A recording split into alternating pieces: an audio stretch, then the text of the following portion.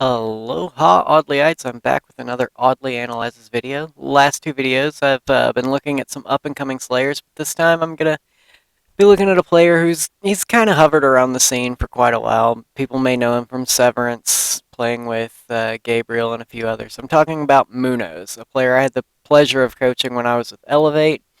He's just he's got the best work ethic I've seen out of any player, and he's a player that's constantly looking to improve his own gameplay in whatever way he can. And by that I mean he's a do anything to win kind of player. And some of you may have seen that recently when he was playing against Nated in the 1v1 tournament, and he did some extremely nerdy things to come out as the victor of that tournament. So I'm going to break down his gameplay on a matchmaking game of Flag on Truth. And with that said, let's get anal. I mean, let's analyze.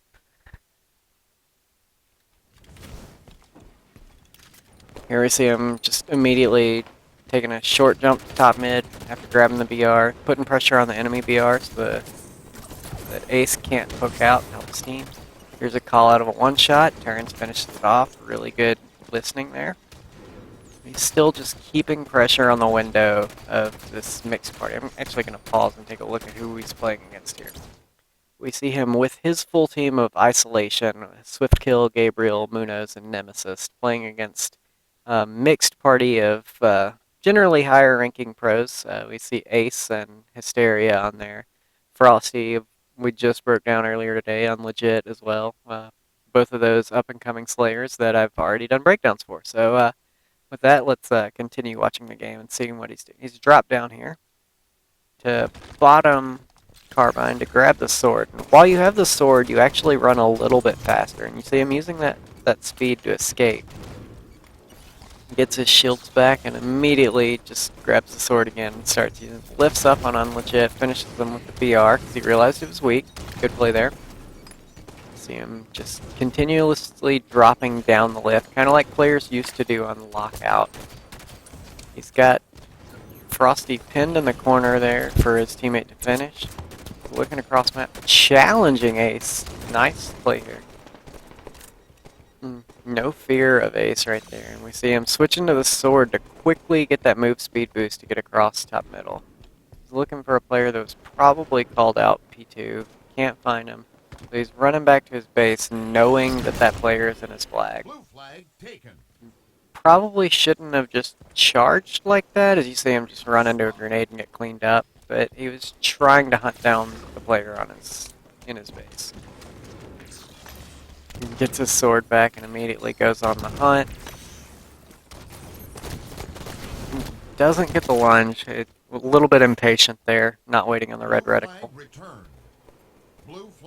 His team was getting Carbine control. I don't like that he's focusing pretty hard on pink side right now. Counters on legit here. Good shots to get the kill there. And one thing you'll notice he did, he thrusted after firing 4 shots. This is something you'll see Lethal do a lot as well. Like you fire the 4 shots, so it's it's the last shot of the battle, and you go ahead and thrust then. That throws them off and makes them readjust their reticle at the end. Here we see him grabbing camo and thrusting away so he gets the insta camo. But the enemies did know where he was, so he gets cleaned up pretty easily. Here he spawns pink side, and he's looking top middle, which is a good play to make. He's not helping with the flag too much, but he's also making sure that someone has to look for him, and they can't just leave him on that side to get a flank. Now he's picked up a Carbine. Carbine is extremely good in this game and has an insanely high rate of fire. I like that he switched to his assault rifle there to try to keep doing shots instead of waiting on the reload. You have 2 weapons, use them. But it's not enough, and we are going to see his opponents capture that flag. He's grabbed the BR and immediately gone up to the attic. He knows there's plenty of opponents at top Carbine. It's the nade shot medal. Call of Duty. Challenging Ace in the attic here. Here you can see he barely saw Hysteria pushing out there and immediately goes to help his teammate. Once again, he's focusing a little heavily on pink side, which isn't the best in flag. Because you want to be able to get carbine control for the bubbles so you can get spawn control to run a flag. And you'll actually see that his opponents are doing just that. They've got spawn control of the carbines, and now they've got an easy flag run through bottom car. Well, looks like they were actually stopped for just a moment. But with Ace getting those 2 slays, it's going to be a cap once Hysteria learns how to juggle the flag. See, his team's down 2-0 right now. He's moving back. Grabs the SMG. SMG's an upgrade over the assault rifle, so it's good to see him picking up a better weapon here. See him exposing as little of his body as he can while he puts support fire across map. His team gets 2 kills. They have numbers. 3 kills. They should be able to push. And while all that was going on, he gets Gabriel gets the flag run along the other side, so we see the score lessened to 1. Score gap lessened to 1. Good shots from him here. He's just continuing the pressure. Does a lot of damage for his life there. Even though it's just a 1-for-1, he came out ahead because he dealt more damage.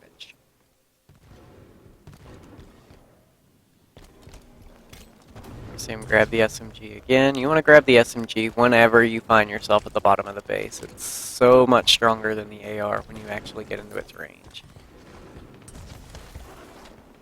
Here he's finally putting some pressure on car side, like he was early on in the game when he was doing well.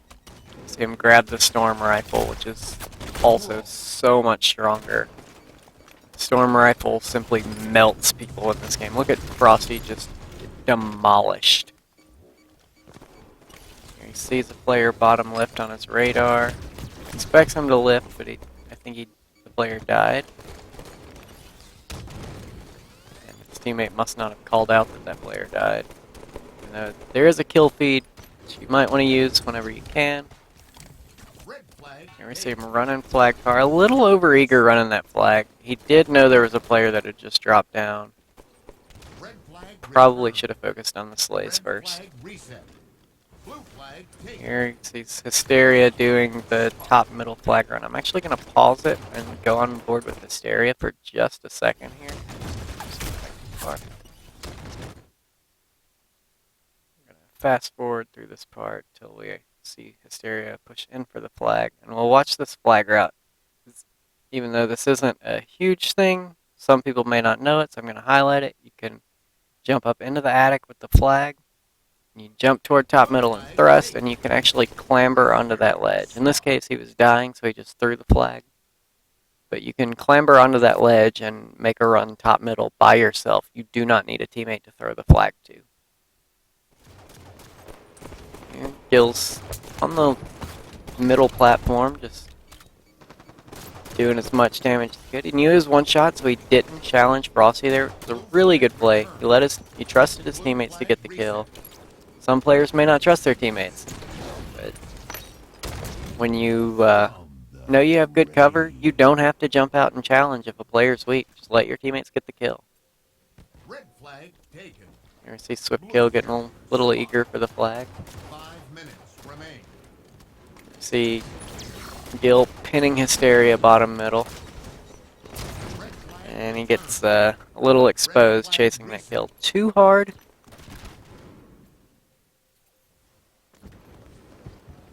Spawn, and he's looking to help his teammate off spawn. Great thing to do. As soon as you spawn, just look for a teammate you can help. Here, great challenge there, but probably a little too much. Ends up dying because he was getting shot from 2 different angles. Just a second before we can access him again because he got incinerated. Here's a call out of a player in the bubble, trying to nade him out. Once again, no fear, just challenging Ace whenever he can. He's looking to deal as much damage as he can while he can. It doesn't work out for him this time, but he managed to get Ace one shot by his aggressive play there. His team was just not in a position to clean it up. Good grenade there, cross map, kill. Another grenade, same spot. You got a hit marker with that grenade as well. He's dealing so much damage whether he's getting the kills or not.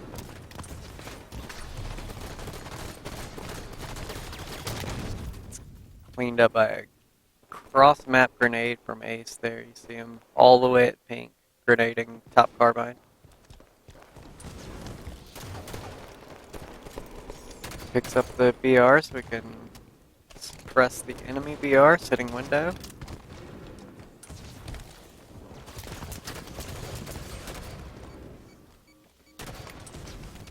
Good shots there. Not much to talk about there, just 1v1 battles. He was weak in the second one, so he gets killed. But he managed to deal damage, so his teammate was in a position to follow up, so it ends up being a 2-for-1 play. Here he's not sure where people are, so he's throwing some zoning grenades. Looking for hit markers, maybe.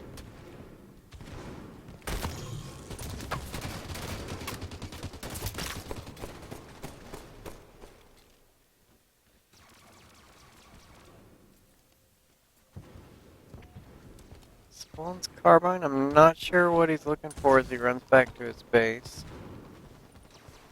I guess he just wanted the BR, or maybe he thought someone was in his base. Now he's one shot, drops to get his shields back. Doesn't pick up the SMG this time. 2 minutes left. There we see the carbine, the BR in a straight up fight. Gil may have missed a few shots. Ace did Blue not flag taken. miss as many. Red flag taken. Red Ace is carrier alone trying to run the flag with no help, which is Blue carrier not a good thing to do when your opponents have also taken your flag. Blue carrier spotted. This puts the opponents in a Blue carrier bit of a predicament. They have to get aggressive to try to find and stop this flag. Red carrier spotted. See, the enemy flag carrier is one shot at top pink. Gil immediately goes for high ground from his base. Great play there. Great route he took to make sure he could cut off the opposing flag route. Red carrier spotted. He grabs his storm rifle, puts so much pressure on the enemy. 1 minute left. Just a great play all around right there out of Gil. And he immediately goes to help a teammate get carbine control. Pushing with sword, looking for a flag carrier. Spots Frosty with the Red flag. carrier spotted. Drops down with the sword. 30 seconds. Blue And we flag see the recovery because of a great Blue flank flag out of Gil and Blue follow up from flag his team. Right here we see him fighting a guy in the bubble. I'm going to pause it. He knows there's a player in his bubble. He's trying to nade it, trying to get whatever angle he can, and he knows the player might challenge as well. Instead, he just rushes for the second player. 10 He sees the player is not actually challenged. He look to hide or push into the base, and then he immediately sees that his teammate is in a battle with the one that was in the bubble. So he hops on this ledge, and right here, he should be looking for a ground pound, because that player is too busy fighting his teammate. They don't have any time to worry about him. And if you shoot, there's the chance you can miss shots. It's a lot harder to miss a ground pound in this situation, so I'm going to play it. Here you see him just missing shots like crazy. Hysteria gets the massive outplay double Blue kill. carrier spotted. Overtime. We're going into overtime because of that second cap from just a moment ago. Red flag reset. Enemies are pushing hard into the base. once again, he thrusts when he's one shot from death and ends up Blue coming flag out reset. ahead while Unlegit tries to adjust his reticle to catch up in the battle.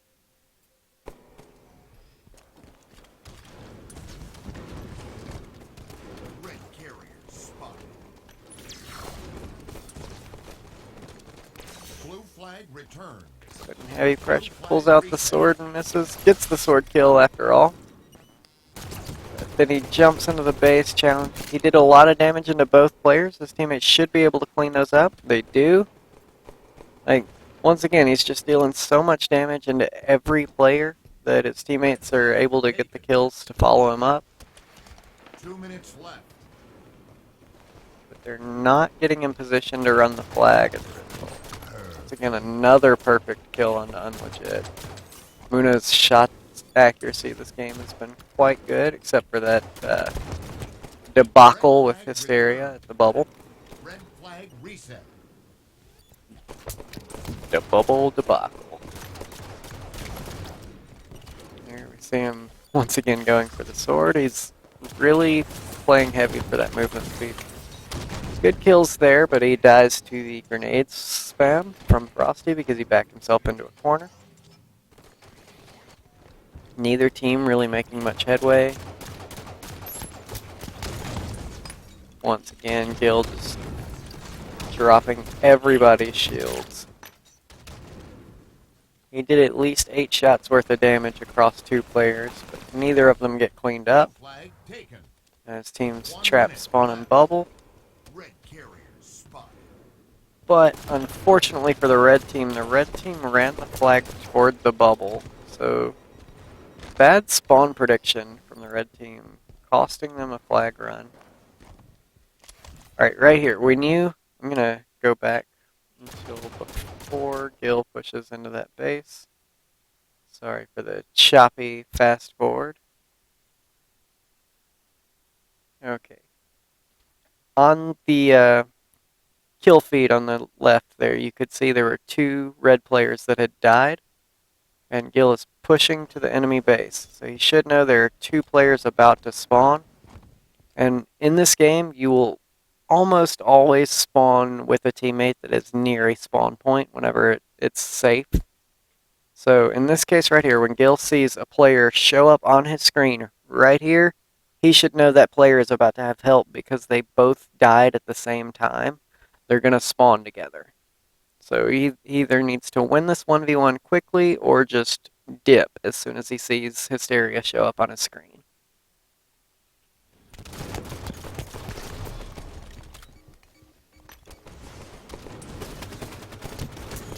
And he ends up not getting either kill, does damage, but he was alone on that side of the map, so again, that's why he needed to dip. Blue flag taken. Red carrier spotted. Blue carrier spotted. Good bait by Unlegit here, but he does, well, he gets the help in order to survive. Flag is now down at Carrier camo. spotted. 10 Both seconds. teams have the flag in the base. Gil getting a little over eager Red for carrier the spotted. return, Reversal tied. but the time runs out on the game, and that's all we have from him. I actually missed something I wanted to show. He just has great use of cover all throughout the game and just breaking small sight lines. Like, he'll know a player is across map from him, and he'll use just any map geometry he can to cut the sight line as he pushes, and then he'll pop out when he's ready to battle, which is just subtle differences in gameplay from other players that as you pick them up, you find you take less damage, and as you take less damage, you're in better shape to just fight people over the course of a game. And it's something Gil did really well in this game, especially with the shields top middle and the thing you see in mid lane here, or the middle of the map, mid lane. It's in League of Legends, Audley. But there was one instance where he was looking across map from bottom carbine, and he saw a player here, and he knew he was going to push across map, so he moved this way. So that player could no longer see him, and he couldn't see that player, which meant he could get up to them without them knowing until it was too late. But little things like that just nice ways to improve your gameplay a little bit at a time.